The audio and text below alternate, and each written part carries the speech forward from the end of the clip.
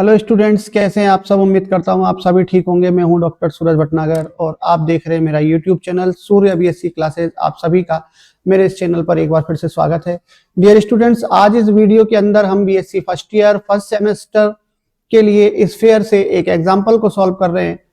हमने इस चैप्टर के कई एग्जाम्पल अपने पिछले वीडियो में भी सॉल्व किए। अगर आप लोगों ने नहीं देखे हो तो चैनल की प्लेलिस्ट में जाकर के उन्हें जरूर देखें, और अगर कोई चीज समझ में नहीं आती है तो आप कमेंट बॉक्स में लिख करके उसको मेरे साथ शेयर करें। आज भी हम यहाँ पर एग्जाम्पल नंबर 4 एक सॉल्व करने वाले हैं। तो देखिए इसको किस तरीके से हम सॉल्व करेंगे और ध्यान से पूरे प्रश्न को समझने की कोशिश कीजिए।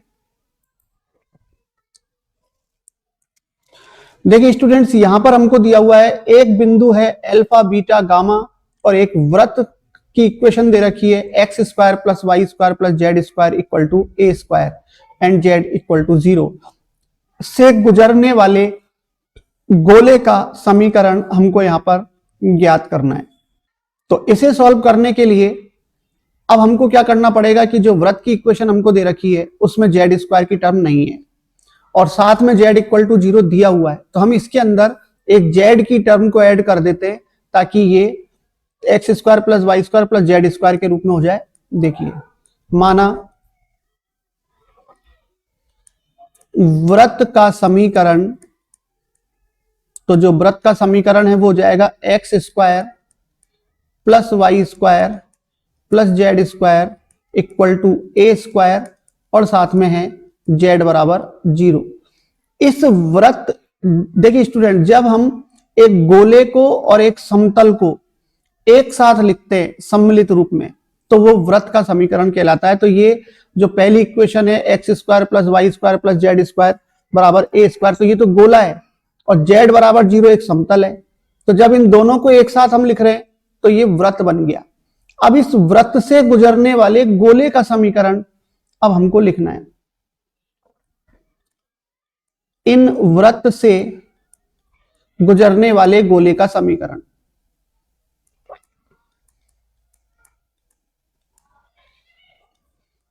तो इससे गुजरने वाले गोले का जो समीकरण होगा डियर स्टूडेंट्स वो क्या होगा।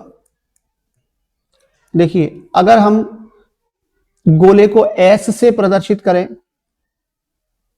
और समतल को पी से, तो S plus lambda P equal to 0, ये इक्वेशन है एक गोले और एक समतल के इक्वेशन को मिला के अगर दे रखा हो तो वृत्त से गुजरने वाले गोले का समीकरण का फॉर्मूला ये हो जाएगा।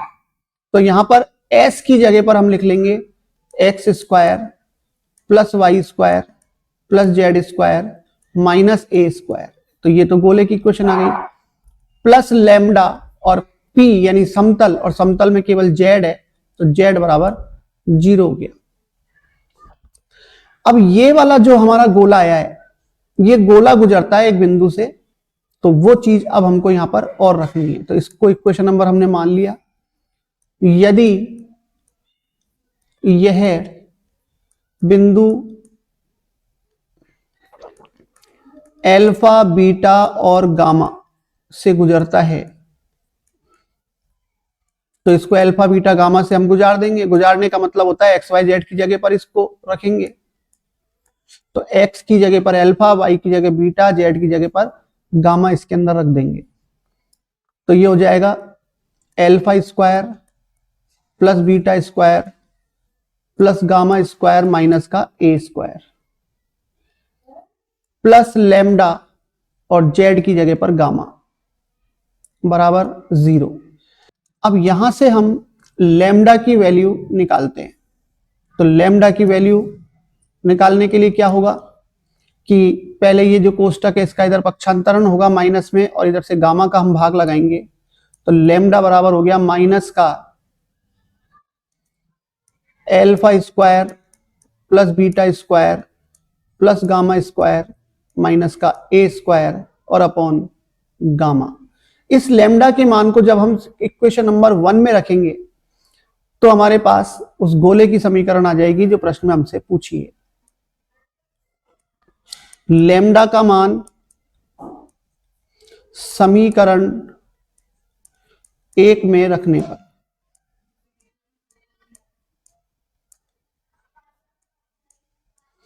गोले का समीकरण।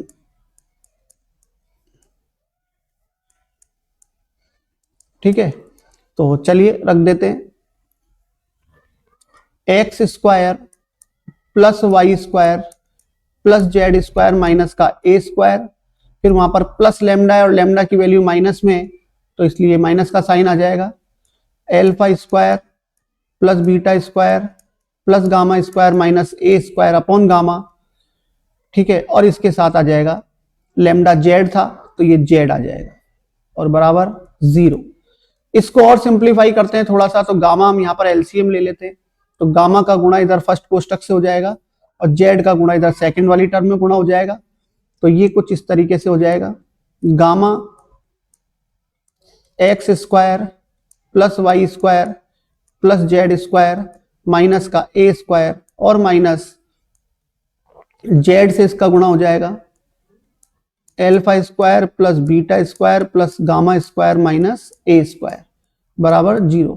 और इसको हम थोड़ा सा पक्षांतरण करके अगर रखना चाहें तो ऐसे भी लिख सकते हैं, gamma into x square plus y square plus z square minus a square बराबर, इसको पक्षांतरण कर दिया तो ये हो जाएगा alpha square plus beta square plus gamma square minus a square.